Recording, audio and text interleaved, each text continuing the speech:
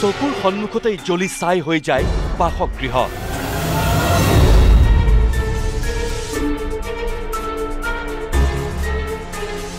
চাই থাকোঁতেই শুই থকা বিচনাখন জ্বলি যায়।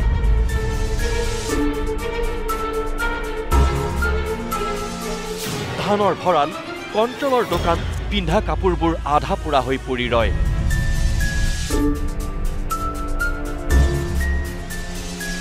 গহপুৰৰ এটা পৰিয়ালত এসপ্তাহে নাই খাৱন খোৱন। ৰাতি 8টা বজাত খোৱা ৰুমৰ বিচনাখন জ্বলাই দিছে। তাৰপৰা সেইটো গ'ল 5 তাৰিখৰ দিনাখন 3টা 3:30 মানত আবেলি 3টা 3:30 মানত মোৰ চাউল আছিলে, ধান আছিলে, মাটিমাহ আছিলে, সৰিয়হ আছিলে, তাত আপোনাৰ জুই লাগি গ'ল, অট'মেটিক জুই লাগি গৈছে। গতিকে আজি বিজ্ঞানৰ যুগত যে এনেকুৱা এটা হ'ব বুলি আমি ভবা নাই। কি ক'ম কি নক'ম মানে কথাখিনি ওলালে আমাৰ গা নোম শিয়ৰি উঠে। গতিকে আমাৰ বহুত অশান্তি হৈছে মানে থাকিবলৈ। নিশাটো বাদেই দিনতে ঘৰ দুৱাৰবোৰ জ্বলি যায়। স্থানীয় ৰাইজে পহৰা দি তৎ পোৱা নাই। হয়, এয়া ভূত নে ভ্ৰম, অন্ধবিশ্বাস নে অলৌকিকতা? কাৰণ বিজ্ঞান প্ৰযুক্তিৰ দিনত এনেবোৰ ঘটনা জানো বিশ্বাস কৰিব পাৰি? জ্বলি উঠিছিল, সন্মুখতে জ্বলি গৈছে, অট'মেটিক জ্বলি গৈছে। মানে তেতিয়া আমি জানিছোঁ যে এইটো মানুহে কোৱা নাই, এইটো হয়তো কিবা এটা বেলেগ বস্তু হ'ব লাগিব। দেউতাৰ ৰুমত আলনাত দপকৈ জুই জ্বলি গৈছে। গতিকে আমি এতিয়া বিজ্ঞানৰ যুগত আমি কি বুলি ক'ম? কাৰণ এইটোতো মানুহে কোনো কাৰণে আহি পেলাই জ্বলাই নিদিয়ে। এইটো কোনোবাই কিবা বস্তু এৰিব লাগিব, নতুন কোনোবাই কিবা কৰিব লাগিব। আমি তেনেকেই ভাবিছোঁ। মানে এতিয়া আমাৰ একেবাৰে পৰিৱেশটো একেবাৰে চেছ, মানে কাৰো খোৱা কাৰো নাই। মানে আমি আজি ধৰক 7 দিন আমাৰ খোৱা নাই, আমি খোৱা নাই। আমাক কোনোবাই আহি চাহ অকণ দিছে, কোনোবাই আহি পেলাই ভাত কেইটামান দিছে, আমি তেনেকেই আছোঁ। মানে তথাপিও কিন্তু গহপুৰৰ বৰঙাবাৰীৰ চাৰেঙীয়াৰ গণেশ শইকীয়াৰ ঘৰত নঘটিবলগীয়া ঘটনাবোৰ ঘটিয়েই আছে। 1 জুনৰ পৰা ধাৰাবাহিকভাৱে এদিন যদি ঘৰ জ্বলিছে, তেন্তে আনদিনা বেডৰুমত বিচনা জ্বলিছে। চকুৰ সন্মুখতেই জ্বলি ছাই হৈ গৈছে আলনাৰ কাপোৰবোৰ।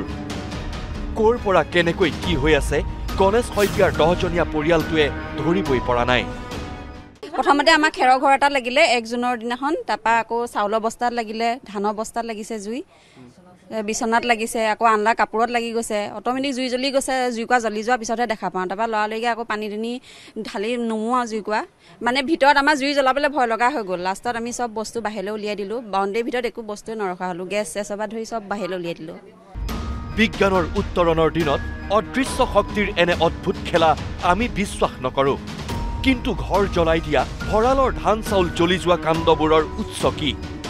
গহপুৰৰ গণেশ শইকীয়া আৰু বৰঙাবাৰীৰ ৰাইজে এনে অদ্ভুত কাণ্ডৰ সুবিচাৰ বিচাৰি ভগৱানৰহে শৰণাপন্ন হৈছে। বেজৰ বা কিবা কথাটো মোৰ লগত নাই। এইটো থাকে নেকি? আজি এতিয়া যেতিয়াই ইলেক্ট্ৰিক কাৰেণ্ট ওলাল, তেতিয়াৰ পৰা দেৱতা চব পলাই গ'ল বুলি কৈছিলে। এতিয়া যে এইটো হৈছে, কি ভাবিম আৰু? ভাবিবলৈতো উপায় একো নাই। ঈশ্বৰেহে জানে আৰু, তেওঁকে বিচাৰ দিছোঁ আৰু।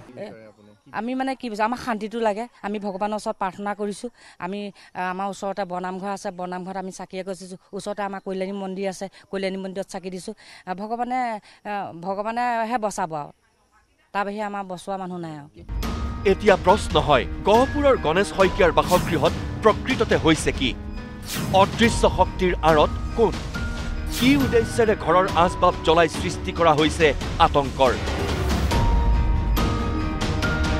এয়া অন্ধবিশ্বাস নে জীৱশ্ৰেষ্ঠৰ পৰিকল্পিত কাৰুকাৰ্য?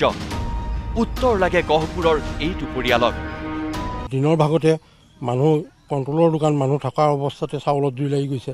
চাউলৰ জুই নুমোৱাৰ পাছতে ভিতৰত আপোনাৰ আলনাত গৈ পেলাই বেলেগ এটা ৰুমত গৈ পেলাই আলনাত জুই লাগি গৈছে। তাৰমানে মানুহ থকাৰ অৱস্থাতে। আৰু এই কথাটো আমি এইটোৱে হৈছে কিবা যে অলৌকিক শক্তিৰ এটা কিবা প্ৰভাৱ পৰিছে আমাৰ ইয়াত। মানে মানুহ থকাৰ অৱস্থাতে এনেকুৱা ঘটনা হৈছে, যেতিয়া আমি সন্দেহ হৈছে আমাৰ ইয়াত ধৰি লওক কোনোবাই কিবা এটা বেয়া বস্তুৰ দ্বাৰা কিবা কৰ্ম কৰাইছে, তেনেকুৱা যেনে আমাৰ সন্দেহ হৈছে। কেমেৰা পাৰ্চন শান্তনু আৰু বিতুৰ সৈতে গহপুৰৰ পৰা নৱজিৎ শইকীয়া আৰু জ্ঞান পাণ্ডে, নিউজ লাইভ।